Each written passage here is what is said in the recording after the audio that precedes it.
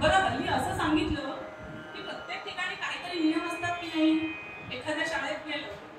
शाळेचे नियम असतात. सकाळी एवढ्या वाजता आलं पाहिजे, एवढ्या वाजता तुम्हाला मधली सुट्टी असेल, एवढ्या वाजता शाळा सुटणार, एवढ्या वाजता हा तास सुरू होणार. मग तसं आपण या पृथ्वी तलावर जर आलोय तर आपल्याला सुद्धा काहीतरी नियम असायला हवेत की नाही? कारण नियमच जर नसतील तर सगळीकडे काय होईल? प्रत्येक जण आपापल्या मतानुसार जर वागायला लागला.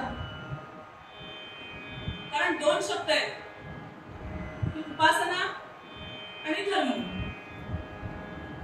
तर उपासनेमुळे काय होतं तर आपण इटर्नली स्ट्रॉंग बनतो.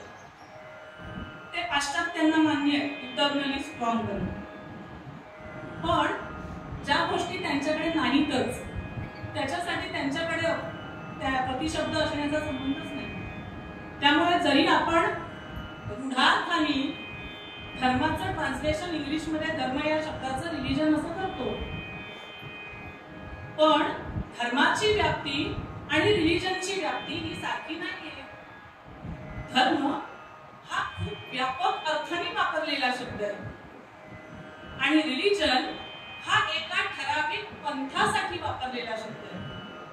की कोण्या एका माणसाने सांगितलं की माझ्या अनुयायांनी असं वागलं पाहिजे आणि मग त्या पंथाचे ते अनुयायी बनले, त्याला रिलिजन हा शब्द बनतोय. पण आमचा धर्मच मुळात ईश्वर निर्मित आहे. मग जर आमचा धर्म ईश्वर निर्मित आहे तर तो रिलिजन सारख्या खोट्या शब्दात का बरं बंदिस्त करतो आपण? आणि हा अशा खोट्या जर शब्दात आपण त्याला बंदिस्त करायला लागलो तर आपणच आपल्या धर्माचा अपप्रचार चालू केला असं म्हणायला हवं. आता तेच चालू झाले की आपल्या धर्माच्या सगळ्या व्याख्या प्रत्येक ठिकाणी तुकाराम महाराज म्हणाले धर्माचे पालन करणे पाखंड खंड. आता हे पाखंड म्हणजे तरी कोण?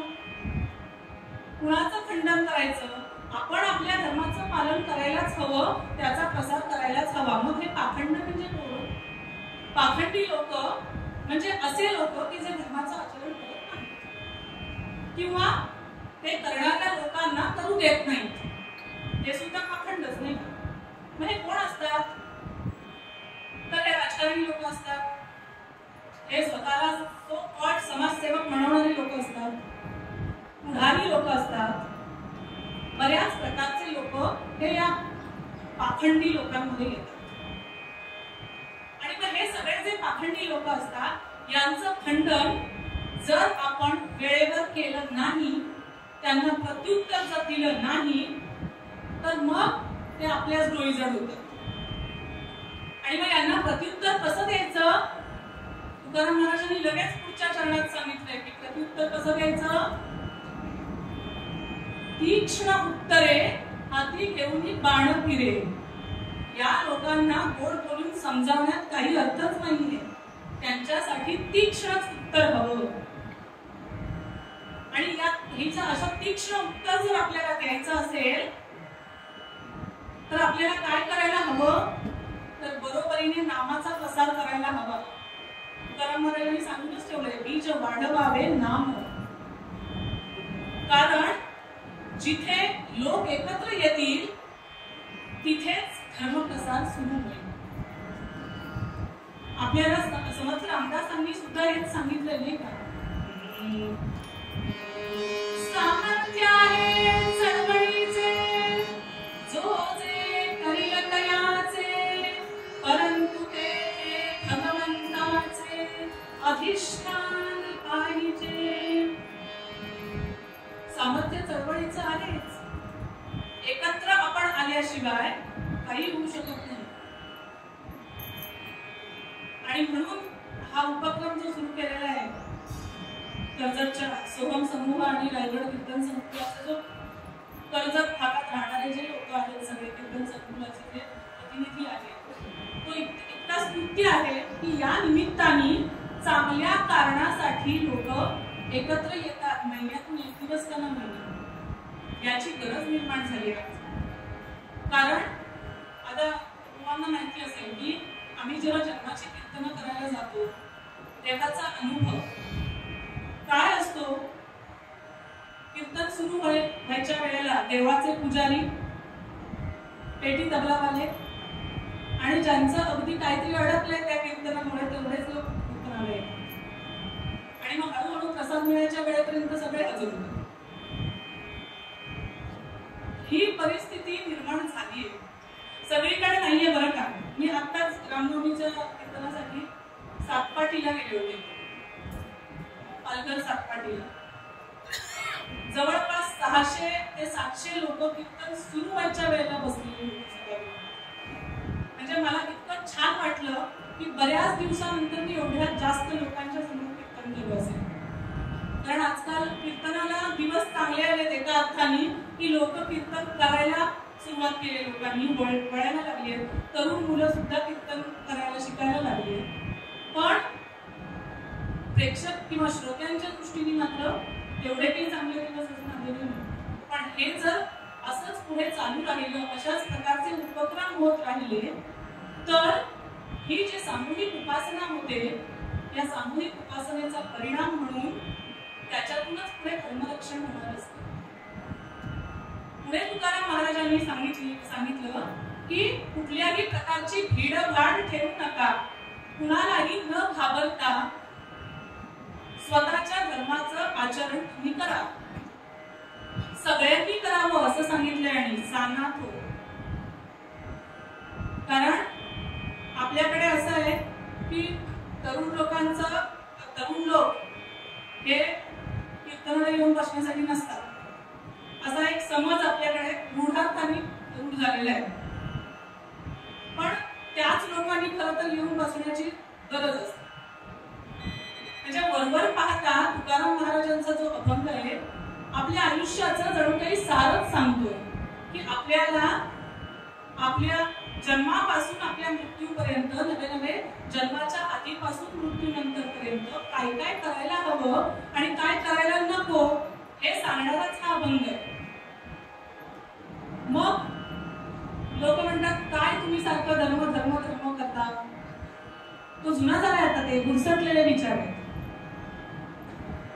काय काय गोष्टी ऐकायला मिळतात, तर धर्म हा कुणी केला, भटाब्राह्मणांनी तयार केला. धर्म हा सामाजिक विषमता पसरवतो, धर्म स्त्रियांना कमी लेखतो. लेखले का आपल्या धर्मात नाही होत असं. ज्या गोष्टी रूढी म्हणून प्रचलित झाल्या कुठल्या तरी एका ठिकाणी, त्याचाच पाठपुरावा इतका केला की हा धर्मच चांगला नाही असा प्रचार करायला लोकांनी सुरुवात केली. कधीच आपल्या धर्माने स्त्रियांचा अपमान करा असं सांगितलंच नाही. आपल्या धर्मात उलट असं सांगितलंय, यत्र नार्यस्तु पूज्यन्ते रमन्ते तत्र देवता. जिथे घरातल्या बाईची पूजा केली जाते, तिला चांगली वागणूक दिली जाते, तिथे देवतेचा वास असतो. आणि एकदम साधं सांगायचं तर पूजा करताना सुद्धा आपल्याकडे देव जेवढे आहेत त्याच्याबरोबर देवी पण आहेत. फक्त देवांच्याच पूजा करा असं आपल्या धर्मात नाही सांगितलेलं. उलट जे सगळे महत्वाच्या जे काही खाती म्हणतात की नाही, ती सगळी देवींकडेच आहेत. बरोबर की नाही? सरकार स्थापन झाल्यानंतर सगळ्यात पहिला गृहमंत्री सगळ्यांना बनायचं असतं. मुख्यमंत्र्यांच्या नंतर महत्वाचा कोण आहे गृहमंत्री? अन्नपूर्णा देवी देवीच आहे ती. त्याच्यानंतर महत्वाचं खातं म्हणजे कुठलं? शिक्षण मंत्री. की सगळ्या आपल्या पूर्ण देशाची पुढची पिढी काय होईल ही जबाबदारी त्याच्यावर असते. कोण आहे आपल्याकडे? विद्येची देवता सरस्वती. त्याच्यानंतर महत्वाचं खातं म्हणजे अर्थ खातं. ते सगळ्यांच्या आवडीचं असतं. सगळेजण त्याच्यासाठी डोळा लावून बसलेले असतात की मला तेच खातं मिळायला हवं. कोणाकडे? आपल्याकडे लक्ष्मीकडे. संरक्षण खातं योगेकडे. म्हणजे तिथपासून आपल्याला स्त्रियांचा आदर करा असं जर शिकवताय तर कुठल्या तोंडाने हे लोक सांगतात स्त्रियांना चुकीची वागणूक देतो किंवा कमीपणाची वागणूक देतो, कधीच आपल्या धर्माने असं सांगितलं नाही. नाहीतर मैत्रेयी सारख्या विदुषी झाल्याच नसत्या. कित्येक मोठ्या मोठ्या विद्वानांबरोबर वाकयुद्धात जिंकलेत अशा कितीतरी स्त्रिया आहेत. त्याच कशाला, झाशीची राणी लक्ष्मीबाई किंवा इतिहासात अशा अनेक अहिल्यादेवी होळकर कितीतरी स्त्रिया होऊन गेल्या की ज्या पुरुषांच्या खांद्याला खांदा लावून लढल्या, प्रत्यक्ष रणांगणात उतरून. मग त्यांना कुठल्याही प्रकारचं काही शिक्षण दिलेलं नव्हतं का? अशाच जाऊन एकदम युद्ध खेळायला बसल्या का? युद्धाचं शिक्षण घेतल्याशिवाय युद्ध करता येईल का? नाही येणार. युद्धाचं शिक्षण त्यांनी घेतलेलं होतं आणि म्हणून त्या युद्ध करू शकल्या. म्हणजे याचा अर्थ त्यांना शिक्षण दिलेलं होतं ना. मग तरी सुद्धा धर्मावर ओरखडे ओढायचा एकही चान्स हे पाखंडी लोक सोडत नाहीत. आणि धर्म हा जर एवढा वैश्विक आहे, सगळ्यांनी त्याचं आचरण करावा असा आहे, तर थोडक्यात सांगायचं तर धर्म म्हणजे काय? तर सुभाषितकारांनी काय सांगितलं? यत साक्षात प्राणिनां, यत साक्षात प्राणिनां साक्षात अभ्युदय निश्रेयस सिद्धी सधर्म. म्हणजे फक्त ऐहिकच गोष्टींची प्राप्ती करून देतो तो धर्म नाही, तर त्याच्या बरोबरीने निश्रेयसाची सुद्धा प्राप्ती करून देतो. म्हणजे मरणानंतर पुढे काय आहे याच्या विषयी सुद्धा जो शिकवतो तो धर्म. आता जर आपण विचारात घ्यायचा जर विषय म्हटला तर धर्म म्हणजे काय, तर थोडक्यात सांगायचं तर धर्म म्हणजे स्वकर्तव्याचरण आहे. आणि ते जर आपण नीट करत असू, ज्यावेळी ज्यांनी जे केलं पाहिजे ते जर आपण नीट करत असू, तर आपण एका अर्थी धर्माचं पालनच करतोय असं म्हणायला पाहिजे.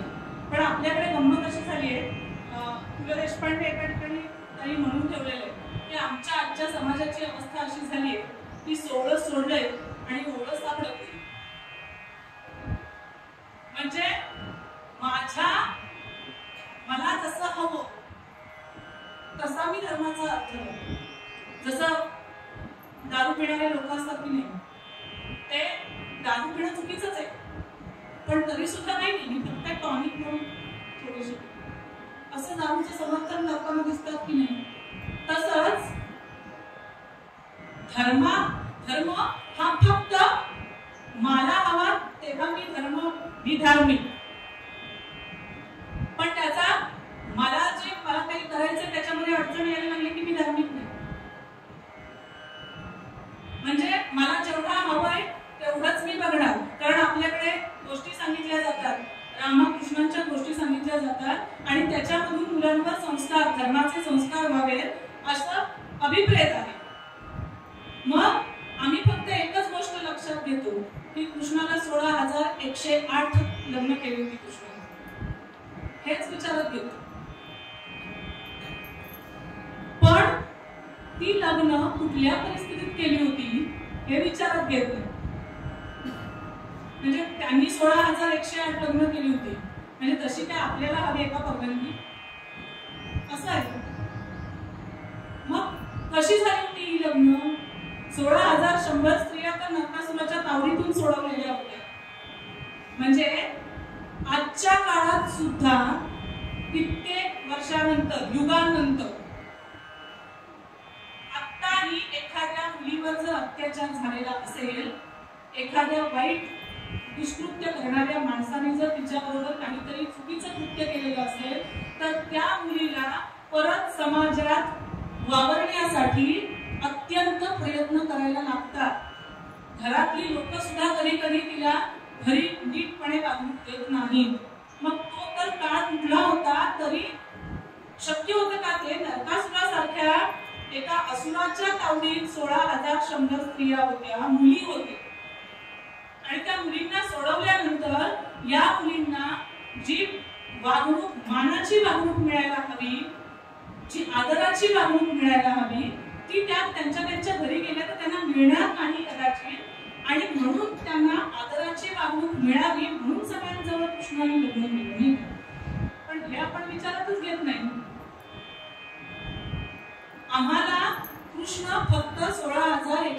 लग्न करणारा एवढाच समजतो, गोकुळात दही दुधाची चोरी करणारा म्हणूनच समजतो. पण कृष्णासारखा राजकारणी कुठलाच नाहीये. पण ते गुण आपण घेत नाही, जे चांगलं आहे त्याचं अनुकरण करत नाही. एवढी मोठी भगवद्गीता सांगितली, अख्खा आयुष्यभर जरी आपण अभ्यास केला तरी संपणार नाही, त्याचा आपण अभ्यास करायला जात नाही.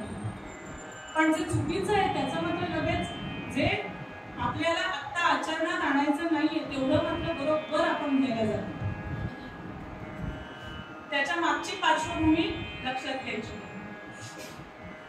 मग असंच जर चालू राहिलं तर असाच अपप्रचार होत राहील.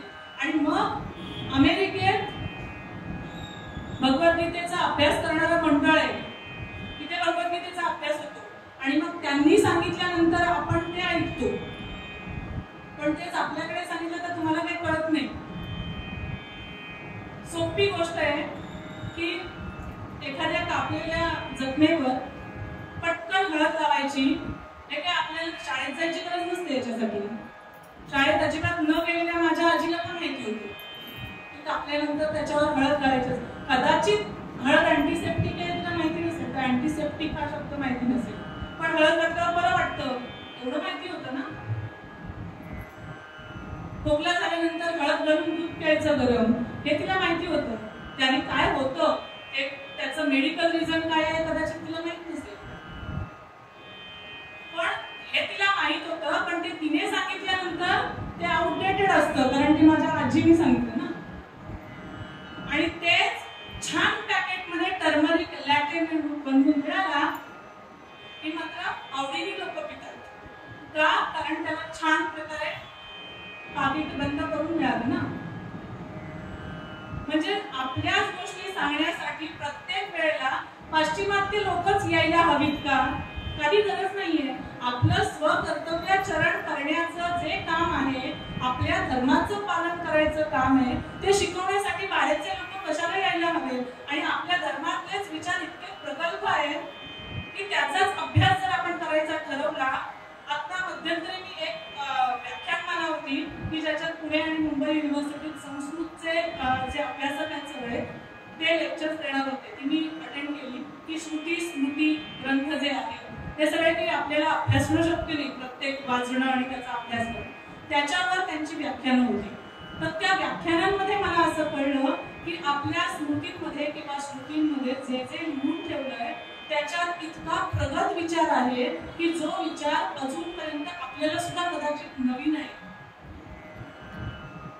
की प्रत्येकाच्या धर्मानुसार आणि प्रत्येकाच्या त्याचं काम कोणतं आहे त्या कामानुसार त्याचं मौंजी बंधन एखाद्या मुलाचं कितव्या वर्षी करावं, त्याला दंड किती उंचीचा असावा, मुंज करताना जो दंड वापरला जातो, नंतर किती उंचीचा असावा, कुठल्या झाडाचा असावा. त्याच्यात एक गोष्ट मला म्हणजे लक्षात एवढीच राहिली की क्षत्रिय लोकांचा जो दंड आहे त्या दंड ज्या लाकडापासून ज्या झाडापासून बनवतात ते झाड म्हणजे असं झाड आहे की त्या झाडापासून बाणाला लावणारी जी प्रत्यंचा असते ती तयार केली जाते. म्हणजे हे शिक्षण त्या मुलाला तिथपासून द्यायची सोय आपल्याकडे आहे की पुढे जाऊन त्याला काय करायचं आहे. तर त्याचा क्षात्र धर्म आहे. क्षात्र धर्म आहे म्हणजे काय, तर त्याला पुढे जाऊन लढाई करायची, मग त्याला बाणाचा वापर करायचा आहे. तर ते सगळं तयार कसं करायचं त्याला माहिती असलं पाहिजे. ते झाड कुठले त्याला ओळखतच नाही आलं तर काही उपयोग नाही.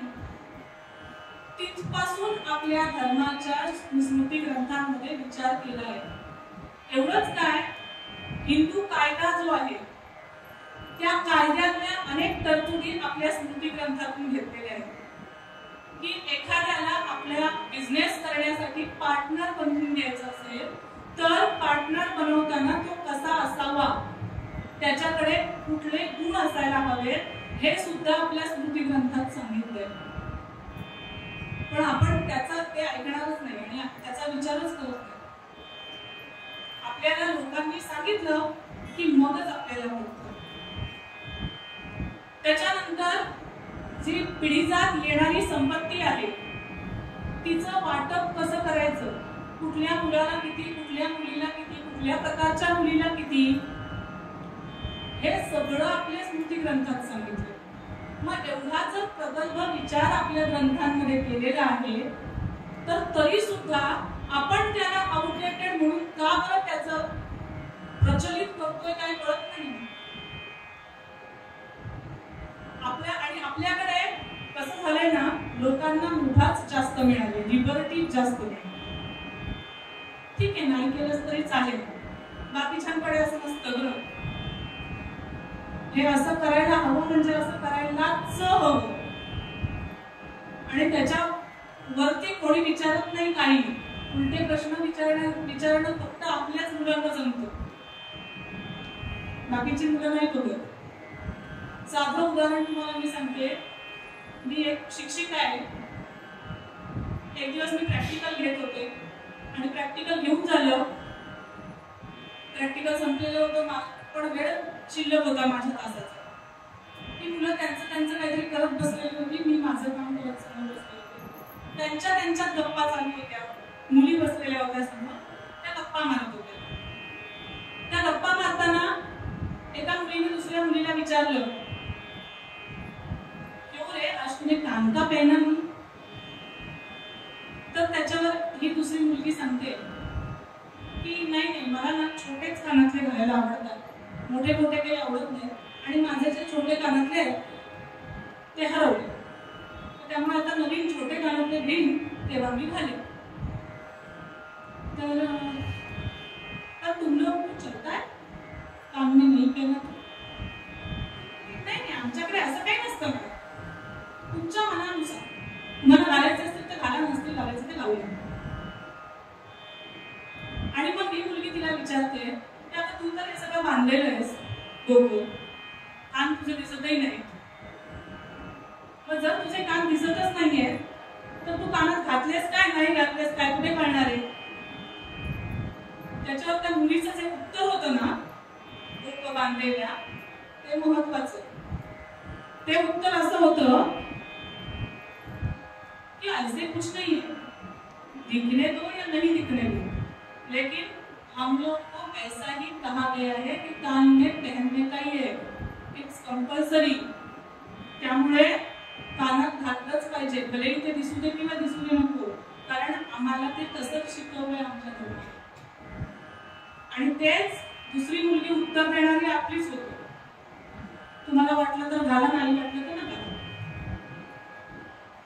तिथे मला एक स्ट्राईक झालं की आपल्याकडे सामदाम दंडभेद वापरून आपण आपल्या मुलांना कुठल्याही प्रकारे सांगत नाही. कदाचित मी लहान असेपर्यंत हे सुरू होतं बरं का.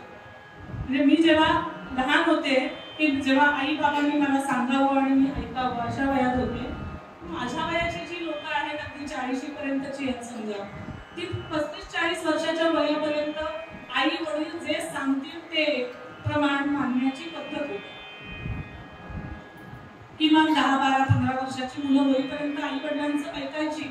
त्यामुळे ते ऐकत असल्यामुळे त्या वयातली जी लोक आहेत ती जर आपण बघितली, त्यांना जर ऑब्झर्व केलं तर घरात रोज शुभम करोती म्हटलं जायचं, रोज काही ठराविक स्तोत्र आहेत ती म्हटली जायची. या मुलांना ती पाठही करायला लागली नाही, मलाही नाही पाठ करायला लागली, कारण रोज म्हटली जात असल्यामुळे ती कानावर पडली, आपोआप पाठ झाली.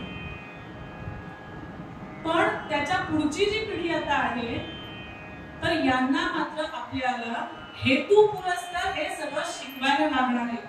आणि ते जर आता आपण केलं नाही तर काही वर्षांपूर्वी, काही 100 वर्षांपूर्वी जी परिस्थिती भारतात निर्माण झालेली होती तीच परिस्थिती काही वर्षांनी पुन्हा यायची चिन्ह दिसायला लागलेली आहे. आणि हे जर आपल्याला थांबवायचं असेल तर आपल्या धर्माविषयीचा अभिमान, आपल्या धर्माविषयीचं शिक्षण हे मुलांना देणं ही अत्यंत गरजेची गोष्ट आहे. मग ते कुठल्याही प्रकारे आपल्या मुलाला ते आयांना बरोबर माहिती असते की माझ्या मुलाला कुठल्या भाषेत सांगितल्यानंतर कळतं. त्यामुळे ज्यांना गोड बोलून कळतं त्यांना गोड बोलून, ज्यांना कळत नाही गोड बोलून त्यांना दंड देऊन, पण कुठल्याही प्रकारे आपल्या धर्माचे संस्कार हे आपल्या मुलांवर करणं ही काळाची गरज आज निर्माण झालेली आहे. आणि हे जर आपण केलं नाही ना तर खरंच पुढचा येणारा काळ अत्यंत कठीण आहे. फक्त आपण शिक्षण घेतलं म्हणजेच आपल्याला सगळं कळलं असं त्याचा अर्थ होत नाही. कारण शिकलेल्या लोकांनाच प्रश्न जास्त पडतात नाही का. आपल्याला अशिक्षित चालतो, संपूर्ण शिक्षित पण चालतो, अर्ध शिक्षित जे असतात की नाही ते डेंजरस असतात. कारण काय तर त्यांची अवस्था मगाशी मी म्हटलं पु ल देशपांडेंनी सांगितलंय तशी झालेली असते की त्यांना हेही थोडं थोडं करायचं असतं, तेही थोडं थोडं करायचं असतं. मग अशा लोकांचा खूप काहीतरी प्रॉब्लेम असा होतो ना की ते धड इकडचेही राहत नाही की धड इकडचेही राहत नाही. मग तसं आपली तशी अवस्था होण्यापेक्षा जिथे चांगलं आहे तिकडे जावं असं का बरं आपण म्हणत नाही. नुसतं शिकलेलं काहीतरी आपण आहे ते सांगत राहायचं लोकांना आणि अनुभव मात्र काहीच नाही. तुकाराम महाराजांनीच सांगून ठेवलेलं आहे. कारण तुकाराम महाराजांनी जर सांगितलंय धर्माचे पालन करणे पाखंड खंडन तर ते असंच नाही सांगितलंय, आधी केले मग सांगितलंय.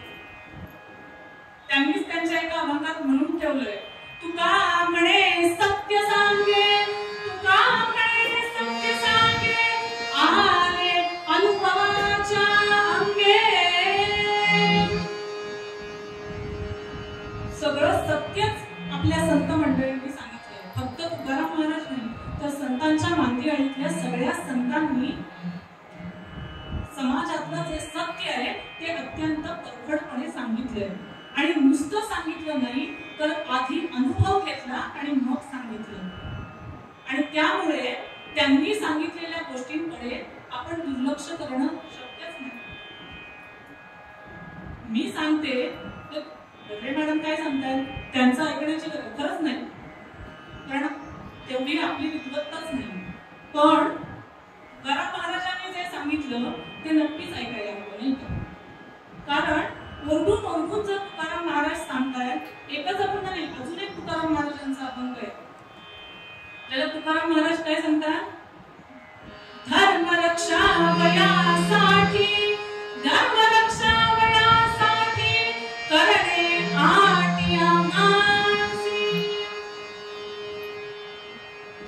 आटी आम्हास. आत्ताच लगेच आपल्याला कृती करण्याची गरज जी त्यावेळेला तुकाराम महाराजांनी सांगून ठेवली. कारण तेव्हाची ही परिस्थिती आजच्या परिस्थिती सारखीच होती.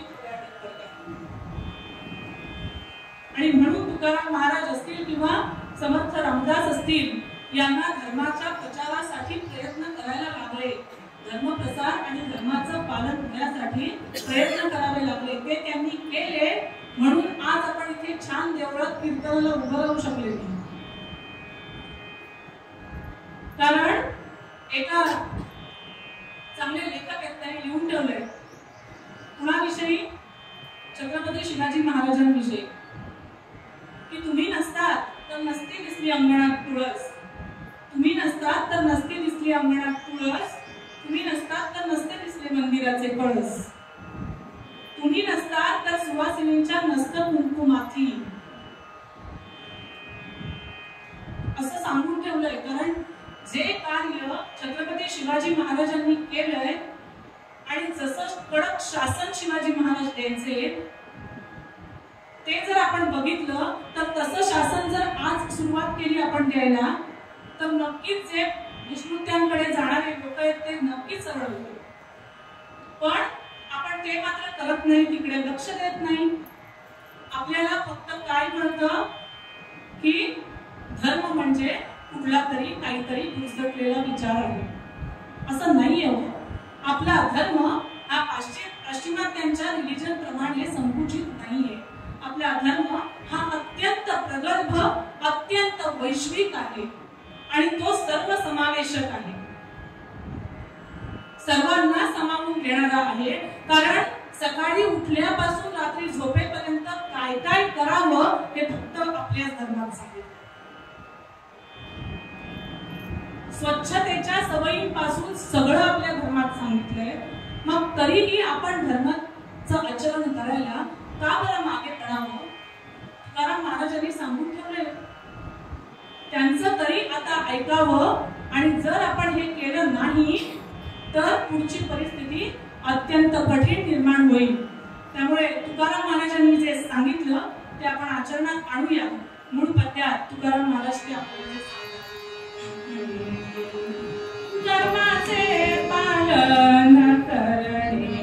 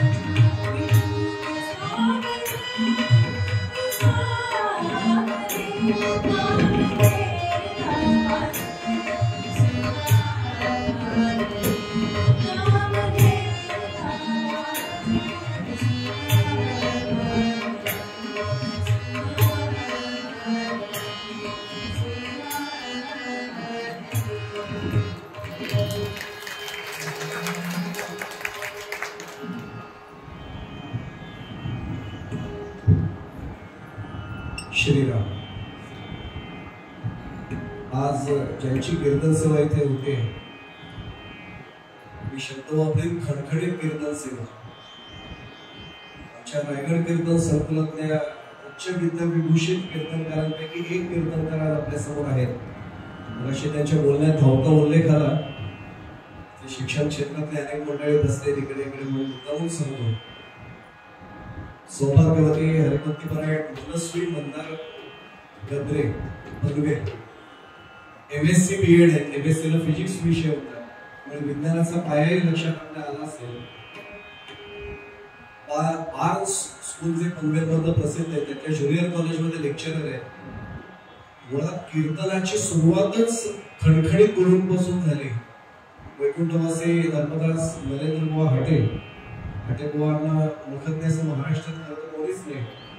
त्यांच्यापासून कीर्तनाच्या प्रशिक्षणाची सुरुवात झाली आणि आता स्वतःचेच वडील हरिभक्तीपरायण सुरेंद्रबुवा जोशी यांच्याकडे त्यांचं कीर्तनाचं आजही शिक्षण सुरू आहे. मला वाटतं कीर्तनातच त्यांचा परिचय खऱ्या अर्थाने नीट झालेला आहे. खरं तर पहिल्या रविवारी आपला नेहमी उपक्रम असतो, पण गेल्या रविवारी रामनवमी होती. इथे आपल्या समोरील कार्यक्रम प्रति अयोध्येमध्ये सुरू होता, त्यामुळे आपण तारीख बद्दल आज घेतला होता दिवस. पुढच्या वेळेचं कीर्तन मात्र पहिल्या रविवारी ठरलेल्या आपल्या उपक्रमाप्रमाणे होईल 4 मे. त्यावेळी महाडच्या सौभाग्यवती हरिभक्तीपरायण श्रद्धाताई घाटे आपल्याकडे येतील. आज बदल फक्त इकडे डावीकडे कुमारी देवीच्या पुरोहित आपण सर्वजण नेहमी ओळखताच. उजव्या बाजूला ते आपल्या कर्जत तालुक्यातलेच मूळचे आहेत. पाटगाव बेकरे जे आपले आहेत तिथलेच समाज येतात, आता ते बदलापूरकर झाले. कीर्तनात अनेक वर्ष तबला आणि पखवा अशी दोन्ही साथ करतात आणि वैशिष्ट्य म्हणजे नारदीय कीर्तन. आपण बसल्यात म्हणून मुद्दाम सांगतो, सांप्रदायिक कीर्तनालाही पखवाची साथ उत्तम करतात. त्यांचं नाव आहे सनत दळवी. खूप छान साथ आजही ते करतायत. त्यामुळे साथीदारांना आणि कीर्तनकारांना आपल्या सर्वांचा प्रतिनिधी म्हणून नमस्कार करतो.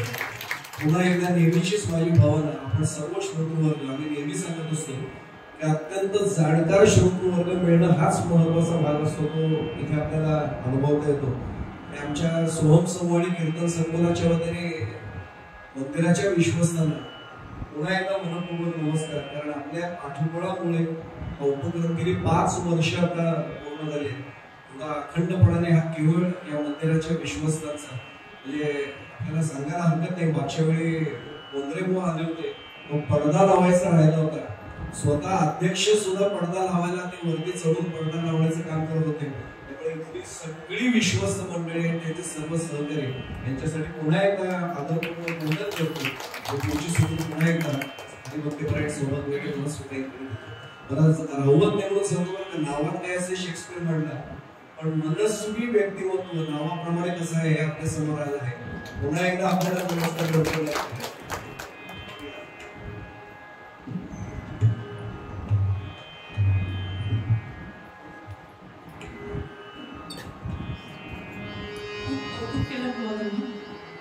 एवढ्या कौतुकाला खरंच मी पात्र आहे की नाही हे मला माहित नाही, पण जी काही वेळोवेळी सेवा गुरूंच्या कृपा असल्यामुळे की हटेबुवांकडे मी त्यावेळेला जेव्हा ते होते त्यावेळेला मी अक्षरशः एवढीशीच होते. मांडीवर बसून त्यांनी मला शिकवले. पण ते भाग्य सुद्धा मिळालं. काहीतरी पूर्वपुण्याही होती माझ्या आईबाबांची कदाचित.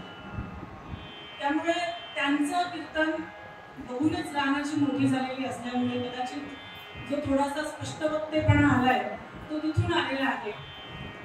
आणि वडील माझे कीर्तन करतातच, त्यामुळे तेही थोडं आता मार्गदर्शन ते करतात, कारण की हॉटेल वाढते नाहीये. माझे वडील त्यांच्याकडे शिकले, त्यामुळे त्यांचा मला सहवास लाभला विश्वकृपेने. कीर्तनाच्या परंपरेप्रमाणे सर्वांनी 2 मिनिटं भगवंताचं नामस्मरण करायचं. काही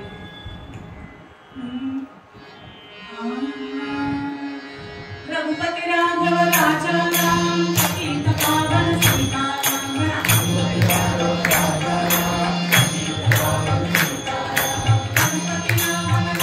राम सीत पावन सीताराम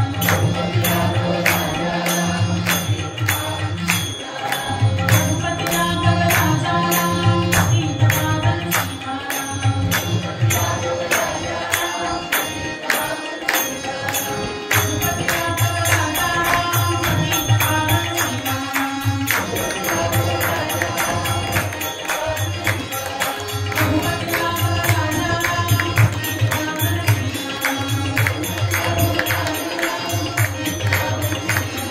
रघुपती राघव राजा राम सीत पावन सीताराम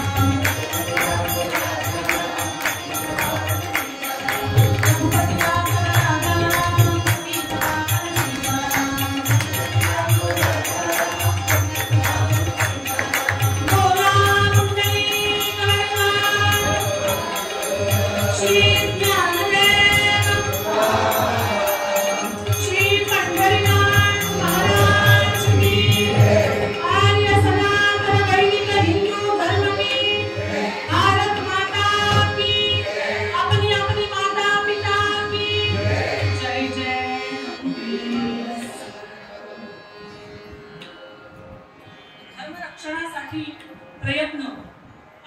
पावन प्रयत्न करणारी असं एक नररत्न त्याच्याविषयी कथाभाग घेतले. का हो, त्या बंगल्यातल्या बाई नेहमी उदास का दिसतात? काय दुःख आहे त्यांना? एकाने विचारलं. दुसरा त्याला उत्तर देतो, त्याच्या बंगल्याबद्दल तुम्ही म्हणत आहात, विचारत आहात, तो बंगला कलकत्त्यातील एका मोठ्या वकिलांचा आहे. आणि ज्या बाईबद्दल तुम्ही सांगताय त्या त्यांच्या धर्मपत्नी भुवनेश्वरी माता. आणि कोण होते हे वकील? धन्य पिता श्री विश्वनाथ जी, धन्य पिता श्री विश्वनाथ जी, वकील कलकत्ता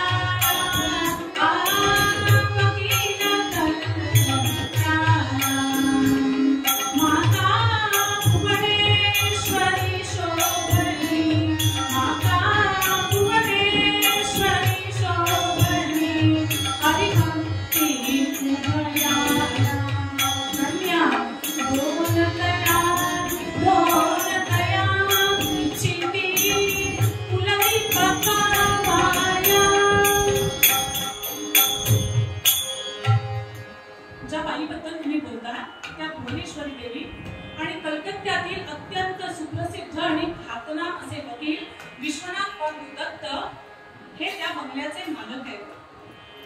अत्यंत सुशील अशी धर्मपरायण स्त्री भुवनेश्वरी देवी. हे जे वर्णन तुम्ही श्रोतेहो ऐकताय हे कुणाचं आहे बरं? तर हिंदू धर्माची पताका आणि हिंदू धर्माचं तत्वज्ञान ज्यांनी 7 समुद्रापलीकडे अमेरिकेत पोहोचवलं त्या स्वामी विवेकानंद यांच्या कुटुंबाचं. स्वामी विवेकानंद यांचं पूर्वाश्रमीचं नाव होतं नरेंद्रनाथ विश्वनाथ दत्त. वडील विश्वनाथ बाबू हे कलकत्त्यातील अत्यंत सुप्रसिद्ध असे वकील होते. आणि आई भुवनेश्वरी देखील त्यांना साजेशी अशी सुशील धर्मपरायण स्त्री होती. 2 मुली होत्या आणि पुत्ररत्न व्हावं अशी इच्छा मनात धरून या भुवनेश्वरी देवी भगवान शिवांची आराधना करायची. भगवान शिवांची काशी विश्वेश्वराची उपासना करायच्या की मला पुत्ररत्नाचा लाभ व्हावा. जय ओम नटराज, जय ओम नटराज,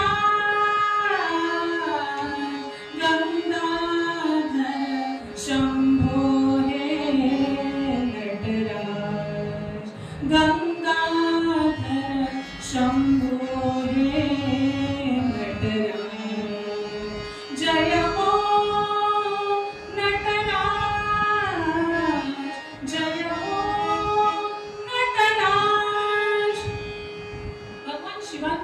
आराधना चालायची. आणि एक दिवस अशीच तपश्चर्या चालू असताना एक दिव्य असं साक्षात्कार स्वरूप स्वप्न भुवनेश्वरी देवींना पडलं. आणि पहाटेच्या वेळी पडलं. त्यामुळे ते अत्यंत सात्विक आणि धर्मपरायण असल्यामुळे त्यांना खात्रीच पटली की आता हे स्वप्न आपलं खरंच होणार. काय बरं स्वप्न पडलं? झाले स्वप्न टियेला, झाले स्वप्न टियेला, प्रसन्न कैलासनाथ त्रिनयन, किरणे बालक रूपे, किरणे बालक रूपे, धावती अंगावरी करीती शयन. प्रसन्न अशा भगवान शिवांचा तिसरा डोळा उघडला गेला आणि त्या तिसऱ्या डोळ्यातून जे साक्षात्कार स्वरूप, जे आशीर्वाद स्वरूप जे किरण निघाले, ते किरण आपल्या शरीरावर पडले आणि त्याच्यातून एक सुंदर असं बालक तयार झालं. असं खूप साक्षात्कार स्वरूप स्वप्न भुवनेश्वरी देवींनी पाहिलं. अर्थातच तपश्चर्या इतकी खरी होती आणि इतकी मनापासून होती की हे स्वप्न खरं ठरलं बरं श्रोते. आणि थोड्याच दिवसात भुवनेश्वरी देवी गर्भवती झाल्या. आणि हळूहळू 9 मास पूर्ण होत आले. जानेवारी महिना आला होता आणि कलकत्त्यात तर जानेवारी महिन्यात खूपच उत्साह असतो, कारण मकर संक्रांतीचा उत्सव तिथे खूप मोठ्या प्रमाणात साजरा केला जातो. आणि विश्वनाथ बाबू दत्तांच्या घरी तर अतिशय आनंदाचं वातावरण होतं, कारण भगवान शिवांची मी उपासना केली आणि त्यांच्या कृपा आशीर्वादाने मला जे काही आज अपत्य जन्माला येणारे हा त्यांचा कृपा आशीर्वाद आहे हे भुवनेश्वरी देवींना नीट सगळीकडे आनंदाचं वातावरण होतं. हा दिवस भाग्याचा जवळी जवळी आला, आला दिवस भाग्याचा जवळी जवळी आला, शहर कलकत्ता मुदित त्याच वेळा, शहर कलकत्ता मुदित त्याच वेळा, मकर संक्रांती आठ उत्सवाचा, मकर संक्रांती आठ उत्सवाचा, हे अवतार योगी भारताचा, हो हे अवतार योगी भारताचा.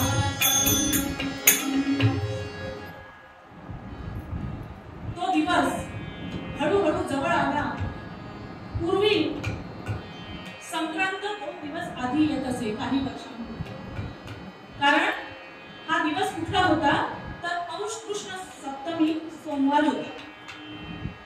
सन 1863 साल होतं आणि इंग्रजी कालगणनेनुसार जानेवारी महिन्याचा 12वा दिवस 12 जानेवारी हा दिवस होता. आणि त्या काळी काही वर्षांपूर्वी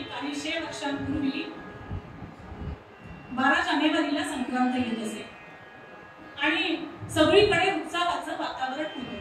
सन 1863 जानेवारी दिनांक 12 साधुनी धुरचटी वारा साधुनी धुरचटी वारा ओ हम श्रद्धे जगात अवतरला राम हरे हरे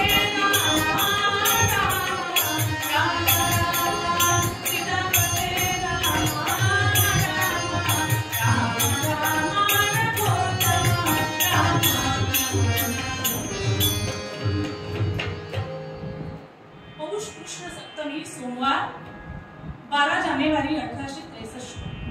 सगळीकडे कलकत्त्यात उत्साहाचं वातावरण होतं. विश्वनाथ बाबू दत्तांच्या घरी तर खूपच आनंदाचं वातावरण होतं, कारण त्यांना पुत्ररत्नाचा लाभ झाला होता. का आनंदी असणार नाही याच्यासाठीच तपश्चर्या केली होती. ती तपश्चर्या फळाला आली. काशी विश्वेश्वराचे आभार मानले, हात जोडून त्यांना नमस्कार केला की भगवान काशी विश्वेश्वरा, माझी प्रार्थना ऐकलीस आणि मला पुत्ररत्नाचा लाभ झाला. हळूहळू दिवसामासी बाळ मोठं झालं आणि नाव ठेवण्याचा कार्यक्रम करण्याची वेळ झाली. 12वा दिवस आला.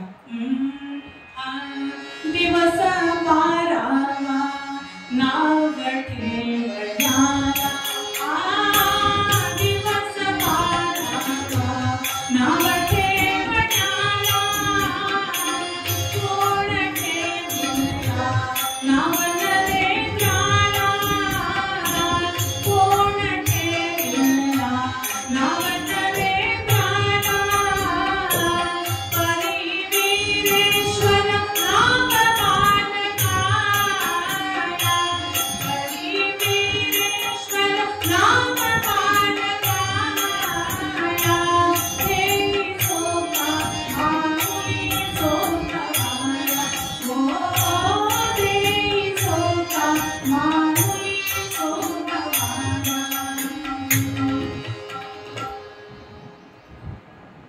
12वा दिवस आला.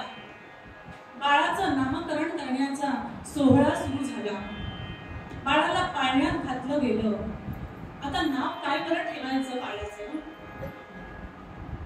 मग भुवनेश्वरी देवी म्हणाल्या की भगवान काशी विश्वेश्वरांच्या कृपा प्रसादामुळे मला हे अपत्य प्राप्त झालेलं आहे, त्यामुळे याचं नाव वीरेश्वर असंच ठेवायचं.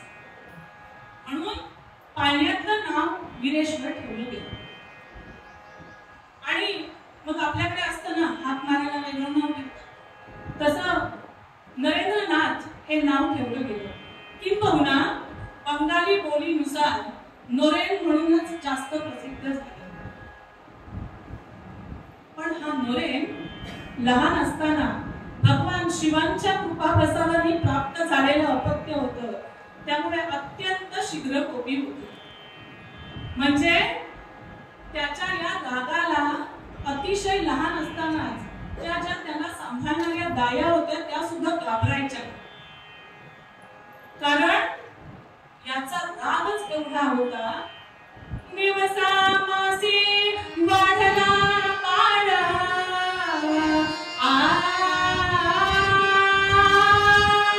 दिवसामासी वाढला बाळ कोऱ्या करीतसे अति खट्याळ क्रोधाग्नी जैसा अग्नीचा लोळा तापती चळचळा दाया हो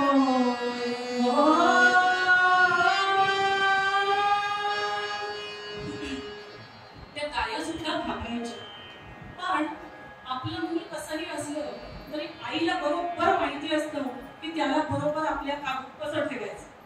त्यामुळे भुवनेश्वरी देवींना बरोबर माहिती होतं की कितीही राग आला नोरेनला तरी तो कसा शांत करायचा. आता हा शांत होतच नाही असं वाटलं की घागरीत पाणी घ्यायचं आणि हर हर हर हर हर म्हणत त्याच्या डोक्यावर ओतायचं की याचा राग शांत व्हायचा. आणि असेच हळूहळू दिवस जात होते आणि अत्यंत कुशाग्र बुद्धिमत्तेचे गोष्ट सहजपणे स्वीकारणं हे नरेंद्रच्या मूळ स्वभावातच नव्हतं. प्रत्येक गोष्टीला काहीतरी कारण असायला हवं आणि प्रत्येक गोष्ट ही मला जोपर्यंत पटत नाही तोपर्यंत मी काही ती ऐकणार नाही, अशा प्रकारचा स्वभाव होता.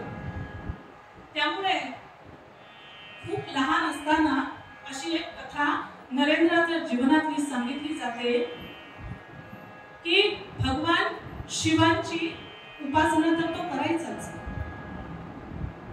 आणि रामावर श्रद्धा होती. श्रीरामाची मूर्ती खोलीत ठेवून तिच्या समोर बसून नेहमी ध्यानधारणा करायची, असा त्याचा ठरलेला दिनक्रम होता.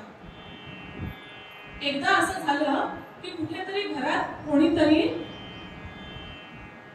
एक नवरा आपल्या बायकोला मारतोय असं चित्र बघितलं नरेंद्रने आणि मनात विचार आला की श्रीरामांचं सुद्धा लग्न झालं होतं नाही का, म्हणून आता मी काही यांची भक्ती करणार नाही म्हणाला. नवरा बायकोला मारतो ना म्हणून ती मूर्ती बाजूला ठेवली आणि भगवान शिवांची पिंडी आणून ठेवली आणि त्याची पूजा करायला लागलं. पण तो इतक्या लहान वयात होता, मुळात तो देवाची मूर्ती समोर ठेवून त्यासमोर बसून ध्यान लावून तपश्चर्या करतो हीच खूप मोठी गोष्ट होती. आणि शिवांची मूर्ती आणून ठेवल्यानंतर त्याला तेव्हा एवढं कळणे इतपत पण त्याचं वय नव्हतं की शिवांचंही लग्न झालं होतं. पण उपासना करताना शिवांची उपासना ही एकट्याची करतात. जसं विठ्ठल रुक्मिणी असते किंवा श्रीरामांच्या मूर्ती बरोबर सीतामाई आणि लक्ष्मणांची मूर्ती असते, तसं नसतं, फक्त शिवांची मूर्ती असते. म्हणून शिवांची उपासना मी करेन. इतक्या टोकाचा भूमिका असलेला हा नरेंद्र हळूहळू मोठा होऊ लागला आणि मग त्याला प्रश्न पडायला लागले की सगळ्या गोष्टी देव करतो, हे जे घडलं हे देवामुळे झालं, देवाच्या मुळे चांगल्या गोष्टी पण घडतात, हे जे काय देवाची इच्छा असेल तसं सगळं घडतं. पण ह्या देवाला कोणी बघितलंय का, कसा बरं दिसतो, माहिती नाहीये कुणालाच. त्यामुळे विश्वनाथ बाबू हे खूप मोठे वकील असल्यामुळे त्यांच्या घरी माणसांची वर्दळ खूप असायची. खूप वेगवेगळ्या प्रकारचे लोक त्यांचे अशील म्हणून येत आणि शिवाय मोठी असामी असल्यामुळे कोणीतरी मोठे बुवा सद्गृहस्थ आले की त्यांची सुद्धा उतरायची व्यवस्था यांच्या घरी केली जायची. मग त्यामुळे खूप मोठे मोठे लोक घरी येत, प्रत्येकाची ओळख करून दिली की नरेंद्र त्यांना एकच प्रश्न विचारायचा, तुम्ही देव बघितलाय का? आणि त्यातल्या एकाही माणसाजवळ या प्रश्नाचं नरेंद्रचं समाधान होईल असं उत्तर नव्हतं. त्यामुळे खड्डू व्हायचा की हे सगळे एवढे मोठे महात्मे आपल्या घरी येतात, पण यांना एखाद्या साध्या प्रश्नाचं का बरं उत्तर देता येत नाही. शेवटी नरेंद्रच्या वडिलांच्या लक्षात आलं की हा काय सामान्य मुलगा दिसत नाही, त्यामुळे याला जो प्रश्न पडलाय याला समाधान होईल असं उत्तर देणारी एकच व्यक्ती आहे आणि ती म्हणजे दक्षिणेश्वरी स्वामी रामकृष्ण परमहंस. त्यामुळे वडिलांनी सांगितलं की तुला जर या तुझ्या प्रश्नाचं उत्तर हवं असेल तर तू काय कर, दक्षिणेश्वरी जाऊन स्वामी रामकृष्ण परमहंसांना विचार. झालं, तयारी केली आणि अवघा 15-16 वर्षाचा मुलगा दक्षिणेश्वरी रामकृष्ण परमहंसांकडे गेला आणि काय प्रश्न विचारला, देव पाहिला काय तुम्ही पुसे, देव पाहिला काय तुम्ही पुसे, ऐकून आहो म्हणून हसे, ऐकून आहो म्हणून हसे, दाखवाल तो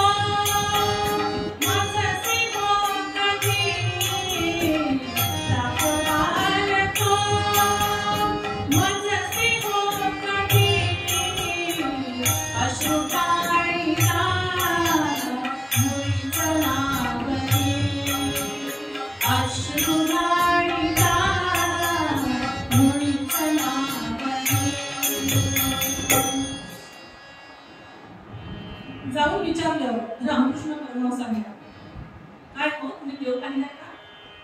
रामकृष्ण परमहंसांनी पण तितक्याच ठामपणे उत्तर दिलं की हो मी देव बघितला ना.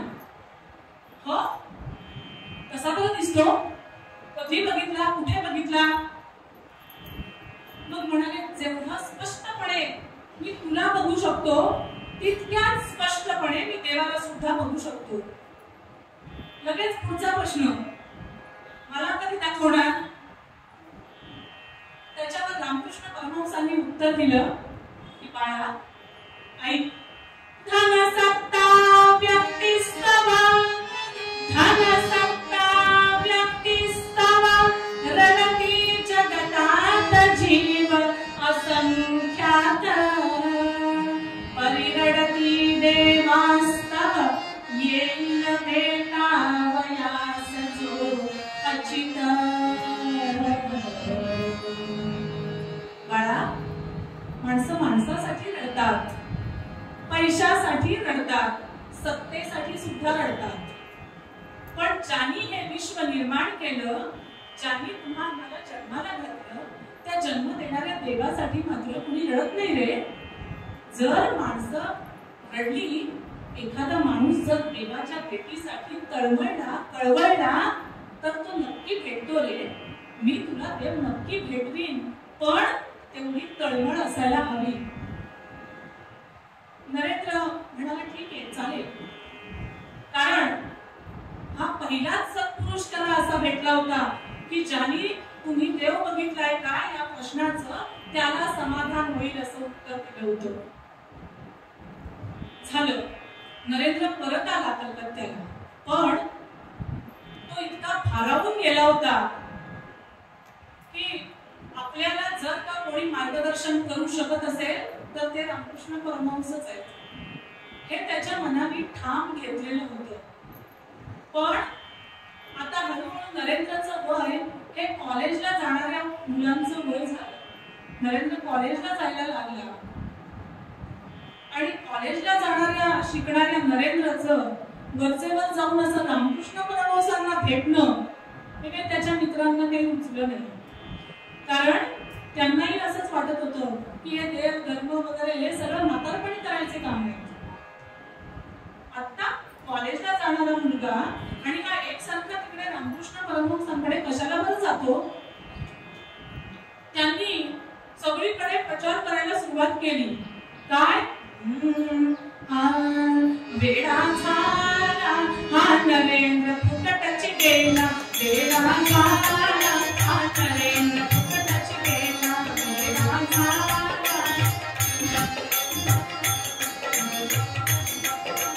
नरेंद्र फुकटच गेला, उन्मादाचा कांगण कोरा, उन्मादाचा कांगण कोरा, परमहंसच्या जाणती पुरा, परमहंसच्या जाणती पुरा, शहाणा वेडा कसाही म्हणा, शहाणा वेडा कसाही म्हणा, सौख्याची चाला हा नरेंद्र फुकटच गेला, वेडा झाला हा नरेंद्र फुकटच गेला, वेडा झाला हा नरेंद्र फुकटच गेला.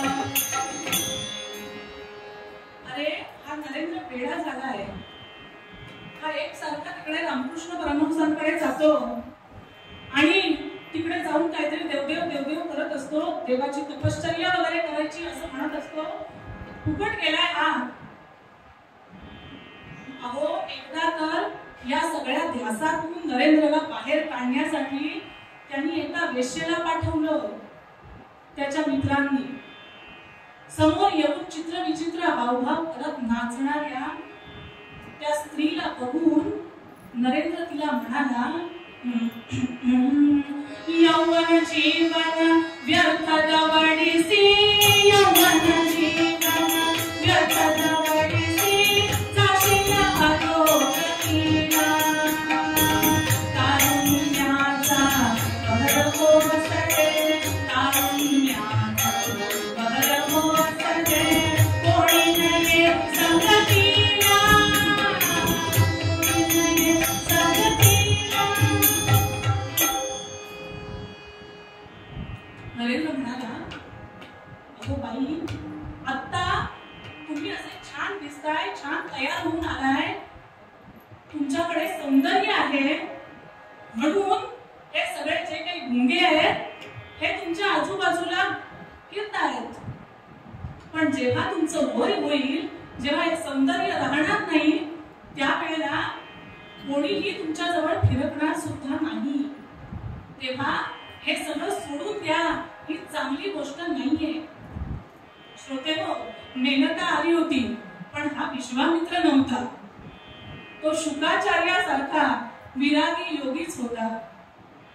त्यामुळे नरेंद्रने समोरच्या वेश्येला तिलाच त्या वेश्या जीवनातून बाजूला काढून सन्मानाला लावलं. नरेंद्रकडून बाहेर पडून ज्या मित्रांनी या वेश्याला पाठवलं होतं त्या मित्रांकडे जाऊन अत्यंत परखड शब्दात ती वेश्या त्या मित्रांना म्हणाली की एवढं चांगला व्यक्तिमत्व आहे, एवढा चांगला माणूस आहे की ज्याला प्रश्न करायला तुम्ही मला पाठवलं, तुम्हाला लाज वाटत नाही? तो तुमचा मित्र आहे ना? मग तुमच्या मित्र जर एखादा चांगलं वागत असेल, चांगलं काहीतरी करत असेल, तर त्याला त्याच्यातून बाहेर काढायला बघता तुम्ही? उलट तुम्ही त्याच्याबरोबर जायला हवं, असं परखडपणे येऊन त्या बाईंनी सांगितलं सगळ्या मित्रांना. नरेंद्रचं मात्र दक्षिणेश्वरी जाणं हे कायम चालूच राहिलं. आणि नरेंद्र हळूहळू एकीकडे कॉलेजही चालू होते. हे सगळं सुरू असताना नरेंद्र BA झाला आणि त्याच सुमारास शेवटी जग रहाटे कुणाला चुकत नाही, त्याप्रमाणे त्याच सुमाराला वडिलांचं निधन झालं. आई दुःखी झाली, घरात दारिद्र्य आलं, कारण कमावणारा माणूस एकच होते, तो म्हणजे वडील. त्यामुळे दानशूर वृत्ती होती आणि सगळ्यांना देत राहावं ही वृत्ती होती. त्यामुळे वडिलांचं निधन झालं तरी सुद्धा दातृत्व काही कमी झालं नाही. त्यामुळे एक वेळ अशी आली की आता खायला अन्न नाही घरात, इतकी वाईट परिस्थिती येऊन उभी राहिली. नरेंद्रच्या मनात वेगवेगळे वाईट विचार यायला लागले की हा ईश्वरच जर सगळं करतोय, सगळं घडवतोय, तर माझ्याकडे का बरं बघत नाही? मला एवढं दुःख का बरं देतोय? त्यामुळे परत ईश्वराविषयी कुठेतरी शंका नरेंद्रच्या मनात निर्माण व्हायला लागली. शेवटी त्याने विचार केला की आपल्या या प्रश्नांचं, सगळ्या प्रश्नांची उत्तरं आपल्या गुरूंजवळ आहेत, त्यामुळे आपण तिथे जाऊनच जे काय असेल ती आपली व्यथा त्यांच्या जवळ मांडावी. म्हणून नरेंद्र दक्षिणेश्वरी गेला आणि सगळी परिस्थिती रामकृष्ण परमहंसांना सांगितली. रामकृष्ण परमहंस म्हणाले की नरेंद्र, कुठल्याही प्रकारे कुठल्याच भक्ताला ईश्वर कधीही निराश करत नाही.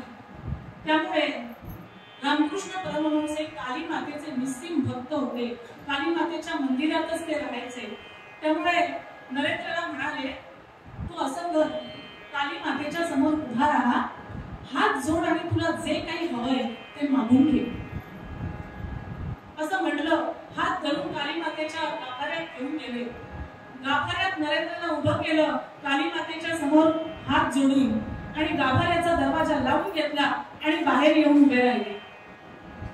आत नरेंद्रने हात जोडले की हे जगदंबे, मला ज्ञान दे, मला भक्ती दे, मला वैराग्य दे.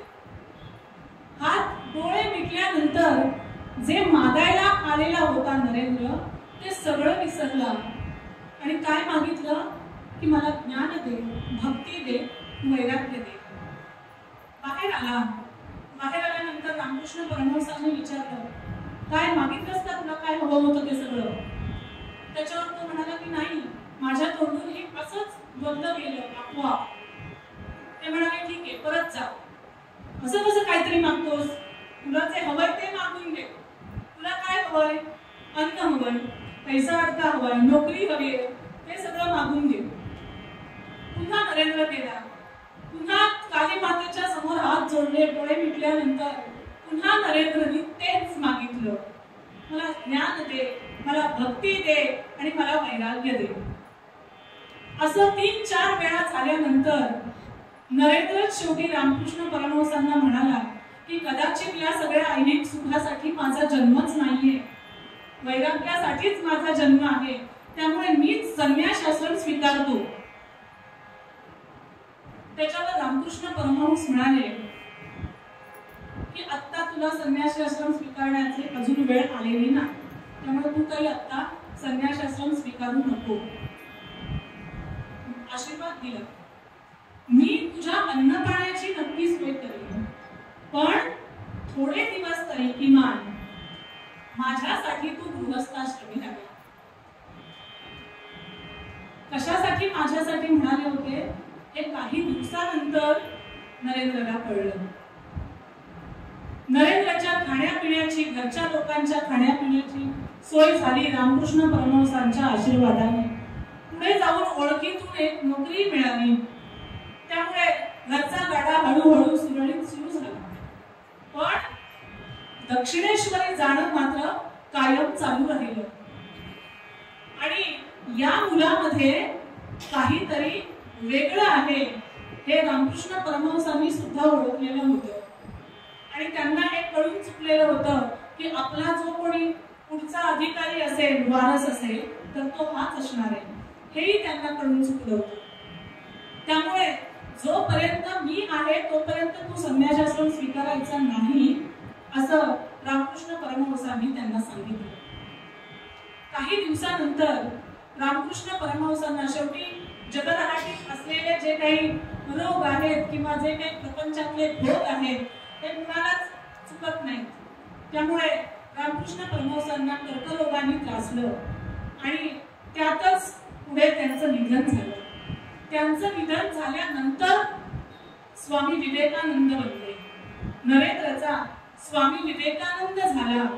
नरेंद्रने संन्यासाश्रम स्वीकारला आणि जे कार्य रामकृष्ण परमहंस करत होते ते पुढे करायला नरेंद्रने सुरुवात केली. आणि काहीच दिवसानंतर या तरुण योद्ध्याला सर्व धर्म परिषदेसाठी अमेरिकेला जाण्याचा योग आला. सन 1893 अवघं 30 वर्षाचं वय होतं. सन 1893 मे महिन्याचा दिनांक 31 यागभूमीला वंदुनी स्वामी मिळविती यशास कीर्तीस.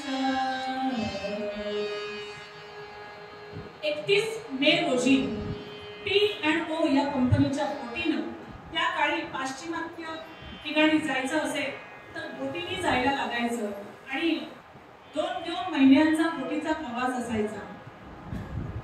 31 मेच्या दिवशी स्वामी विवेकानंद बोटीत चढले आणि अमेरिकेसाठी त्यांनी प्रयाण केला. रस्त्यात जिथे जिथे जी बंदरं लागायची तिथे तिथे काही वेळ बोट थांबायची त्या बंदरांवरती. त्यामुळे बोटीत असलेले लोक खाली उतरून आजूबाजूची प्रेक्षणीय स्थळं बघायचे. त्यामुळे नरेंद्रला ही सगळी प्रेक्षणीय स्थळं बघता आली आणि त्याच्या ज्ञानात भर पडली. शिवाय वक्तृत्व इतकं अमोघ होतं की बोटीवर असलेली जी बाकीची लोक होती ती वेगवेगळे प्रश्न नरेंद्रला विचारत. त्यामुळे त्या प्रश्नांची उत्तरं देता देता नरेंद्र जणू व्याख्यानच देत होता त्या बोटीवर. 2 महिन्यांच्या बोटीच्या प्रवासानंतर जुलै महिन्यात अमेरिकेतील व्हँक्युव्हर या बंदरात येऊन स्वामीजी उतरले. पण तिथे मात्र त्यांना अतिशय वाईट अनुभव आला. कारण अमेरिकन लोकांनी त्यांची चेष्टा केली. त्यांच्या भगव्या कपड्यांमुळे, यती वेशामुळे त्या टवाळखोर अमेरिकनांनी त्यांना भंडावून सोडलं. पण तरीही ते स्थितप्रज्ञ होते, ते शांतच राहिले.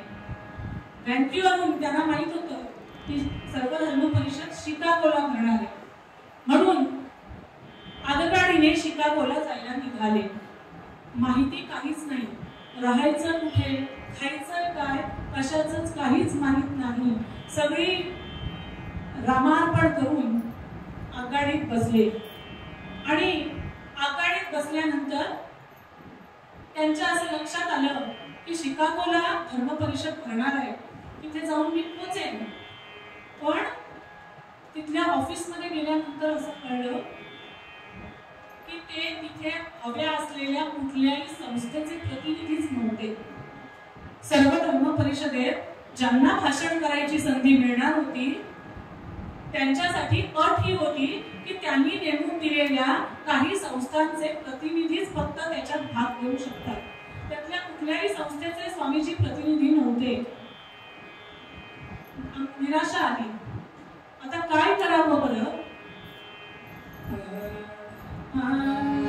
सुख दुःखाच्या ऐका गमती, सुख दुःखाच्या ऐसा गमती, न चुके कोणा प्रारंभ, मायेची वेळी गुंफणे, मायेची वेळी गुंफणे, ओ मुक्त आणि ओ बंध, सुख दुःखाच्या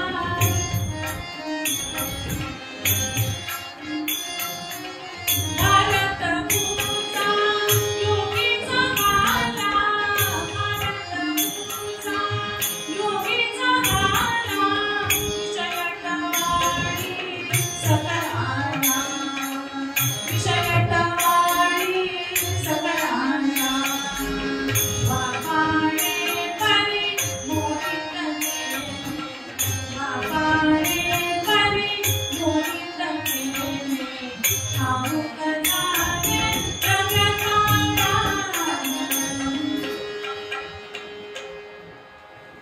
सगळ्यांना नंतर कळणार होतं की हा कोण आहे. पण आता मात्र स्वामीजींची परिस्थिती अशी झाली की आता पुढे काय करायचं. तिथेच एका ठिकाणी राहिले 2 दिवस. त्या 2 दिवसाच्या वास्तव्यात त्यांना असं कळलं की शिकागोपेक्षा बोस्टन स्वस्त आहे. त्यामुळे जवळ पैसेही जास्त नव्हते. मग जिथे स्वस्त आहे तिथे जाऊन राहावं, कारण हे जुलै महिन्यात पोहोचले होते आणि धर्म परिषद सप्टेंबर महिन्याच्या दुसऱ्या आठवड्यात भरणार होती. म्हणजे 2 महिने तिथे राहायचं होतं आणि सगळा परिसर अतिशय नवीन होता, काहीच माहित नव्हतं. म्हणून बोस्टनला राहायला जायचं म्हणून आघाडीत बसले. कुठे राहायचं माहित नाही.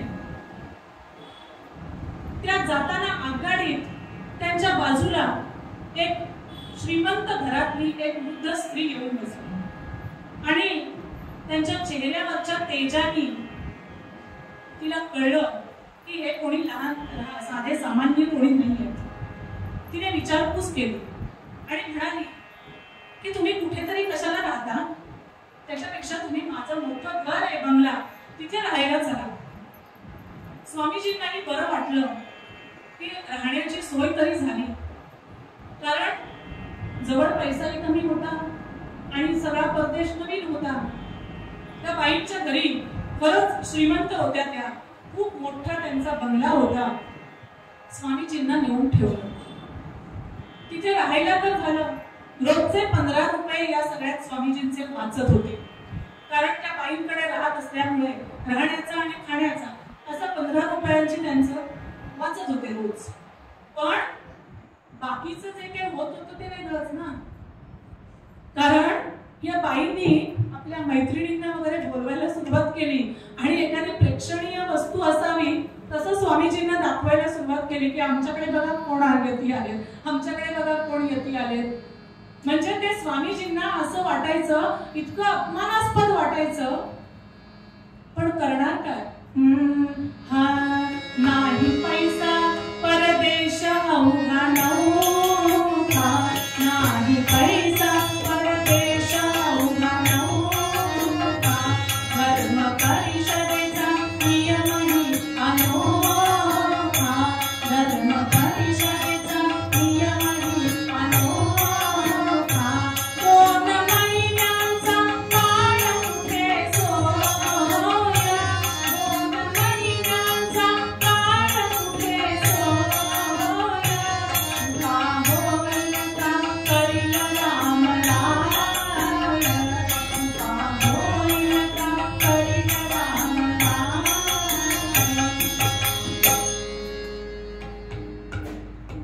आता जर मी यांच्याकडे राहिलो नाही तर 2 महिने मी कुठे बरं राहणार, सोय कुठे होणार माझी.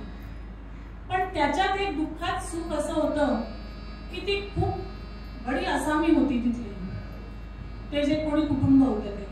त्यामुळे त्यांना भेटायला जसं हे कोणीतरी प्रेक्षणीय वस्तू म्हणून बघायला यायचे, तसंच वेगवेगळ्या प्रकारचे प्रश्न विचारायला सुद्धा बरेच मोठे मोठे पंडित यायचे. आणि याच्यातच एक दिवस कोण आले बरं, तर हार्वर्ड विश्वविद्यालयाचे ग्रीक भाषेचे तज्ञ प्रोफेसर व्हाईट आले आणि जवळजवळ 4 तास त्यांची एकत्र चर्चा केली स्वामीजींबरोबर वेगवेगळ्या विषयावर. आणि या सगळ्या विषयांवर चर्चा केल्यानंतर त्यांचं अशा लक्षात आलं की यांची विद्वत्ता काही सामान्य नाहीये. मग तुम्हाला सर्वधर्म परिषदेसाठी जायचंय ना, त्याच्यावर स्वामीजी म्हणाले की पण मला तिथे जाता येणार नाही. का बरं जाता येणार नाही? स्वामीजी म्हणाले, प्रतिनिधी मी न कुणाचा, प्रतिनिधी मी न कुणाचा, सेवक परी अचित आर्य धर्माचा, आलो अमेरिकेला, आलो अमेरिकेला, कळवाया दिव्य बोध सद्गुरूचा. राजाधिराज रामचंद्र महाराज की. प्रोफेसर व्हाईट ना स्वामीजी म्हणाले की अहो मी कुठल्याच संस्थेचा प्रतिनिधी नाहीये, त्यामुळे माझ्याकडे कुठल्याही संस्थेचं शिफारस पत्र नाहीये, म्हणून मला तिथे कोणी घेणारच नाही त्या सर्वधर्म परिषदेत. गेट वरूनच बाजूला काढली. तेव्हा प्रोफेसर व्हाईट म्हणाले की या माणसाला याच्या विद्वत्तेबद्दल शिफारस पत्र विचारणं म्हणजे सूर्यालाच तुला प्रकाश देण्याचा काय अधिकार आहे असं विचारल्यासारखं आहे. तेव्हा ते म्हणाले की सर्वधर्म परिषदेचे जे अध्यक्ष आहेत डॉक्टर बेरोज, त्यांना मी ओळखतो, त्यामुळे मी तुम्हाला पत्र लिहून देतो, ते पत्र तुम्ही त्यांना दाखवा की ते तुम्हाला नक्की तिथे संधी देतील. झालं, स्वामीजींची एक सोय झाली. रामरायाला हात जोडले की बाबा वाचवलंस, मी इतक्या लांब आलोय तर आपल्या धर्माविषयी काहीतरी तत्वज्ञान सांगण्याची संधी तरी मला मिळेल. सप्टेंबर महिन्यात धर्म परिषद भरायच्या 2-4 दिवस आधी स्वामीजी बोस्टनहून पुन्हा शिकागोला यायला निघाले. आगगाडीत बसले. शिकागोला येऊन कसं जायचं काही माहित नाही.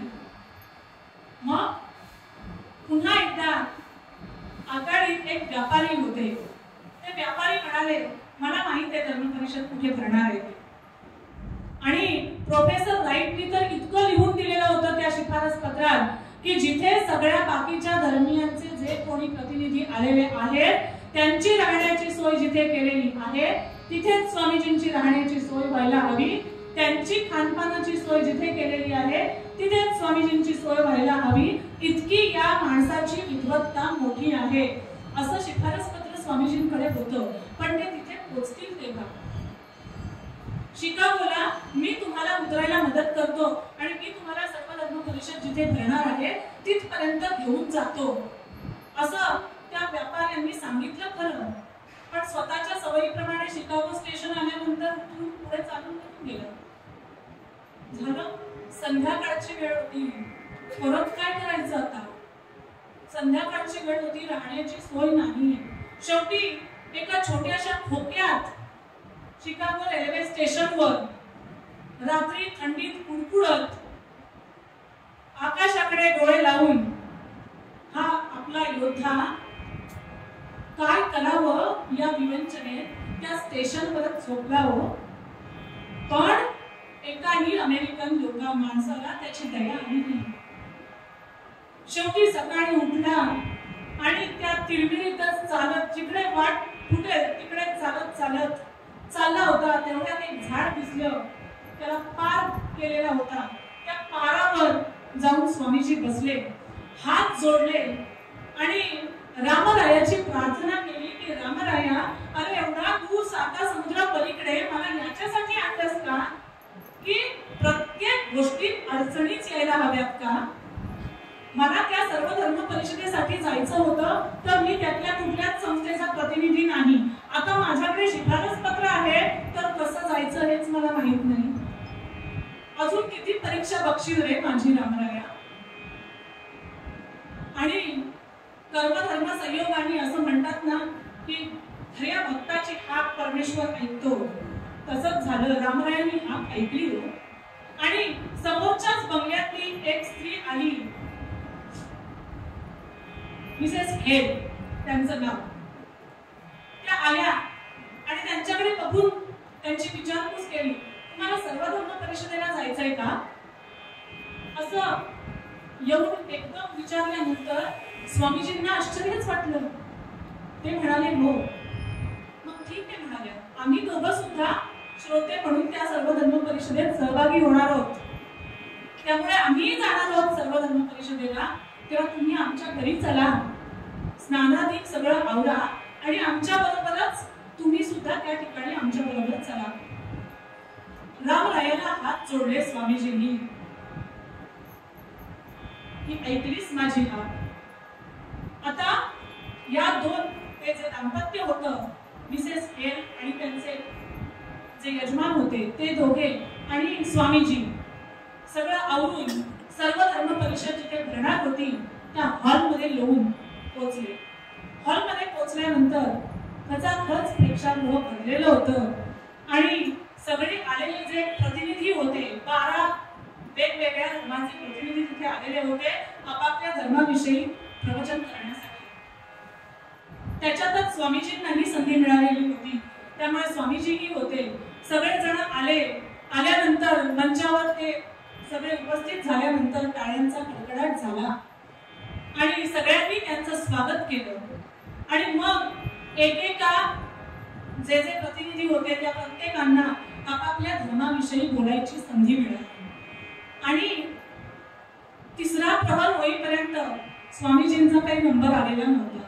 तिसरा प्रहर होऊन गेल्यानंतर जे आयोजक होते त्यांनी स्वामीजींचं नाव पुकारले. स्वामीजी मंचावर जाऊन उभे राहिले आणि स्वामीजींनी आपल्या देवाला वंदन केलं, हात जोडले आणि आपल्या भाषणाला स्वामींनी सुरुवात केली. बंधू भगिनीनो शब्द गरजत, बंधू भगिनीनो शब्द गरजला, बंधू भगिनीनो शब्द गरजला. ताळी नादतो झडी कडाडला, ताळी नादतो झडी कडाडला. बंधू भगिनीनो आर्य धर्म मातृपती तुम्हा, आर्य धर्म मातृपती तुम्हा.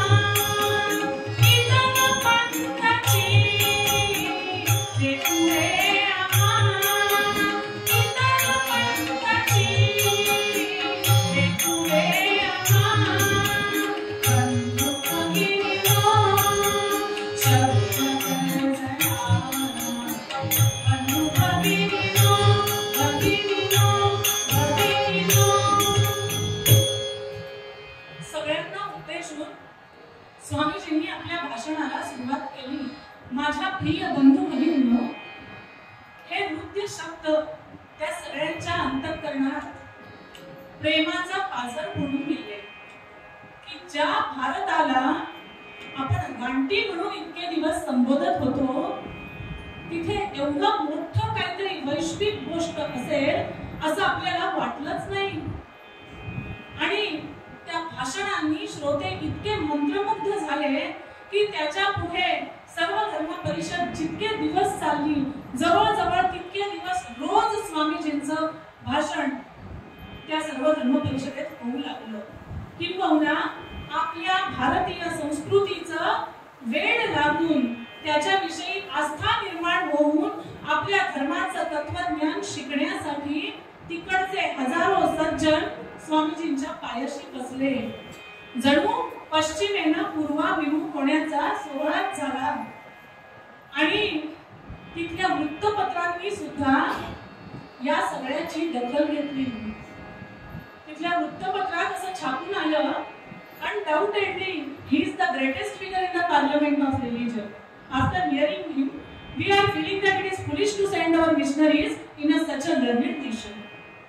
म्हणजे भारतासारख्या सुसंस्कृत देशात आमच्या धर्माचा प्रसार करण्यासाठी मिशनरीज पाठवणं हा मूर्खपणा आहे असं स्वामीजींची भाषणं ऐकल्यानंतर वाटू लागलं.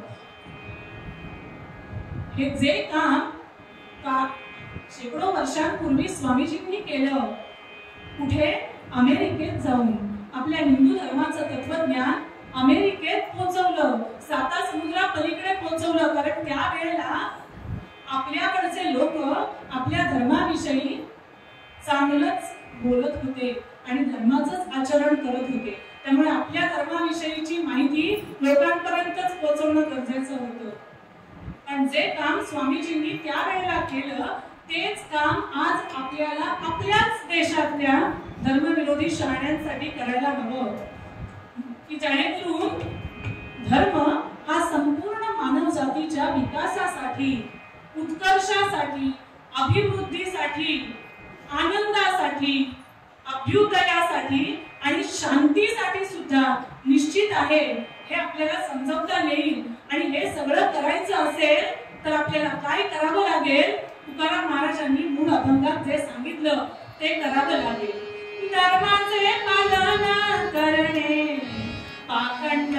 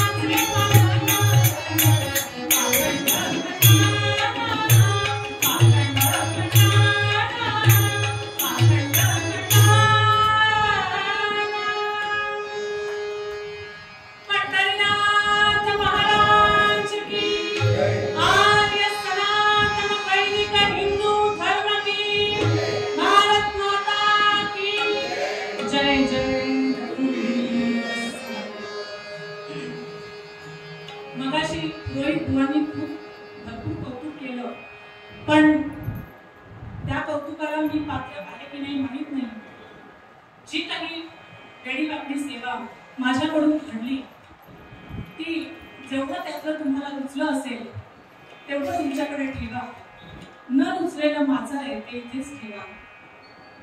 दोन्ही बाजूच्या ज्या बाजू होत्या त्या अतिशय स्ट्रॉंग असल्यामुळे कीर्तनकार हा एकटा कोणीच नसतो, कारण त्या दोन्ही बाजू जर नाही सांभाळणाऱ्या असतील तर काहीच नाही करू शकत. त्यामुळे त्यांचे मनापासून आभार.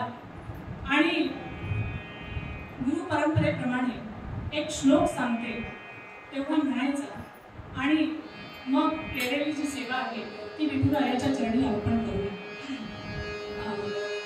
भक्तीत अंतर तुझ्या म्हणा कधीही नसावे, मागे पुढे निशिदिनी प्रभू तू दिसावे.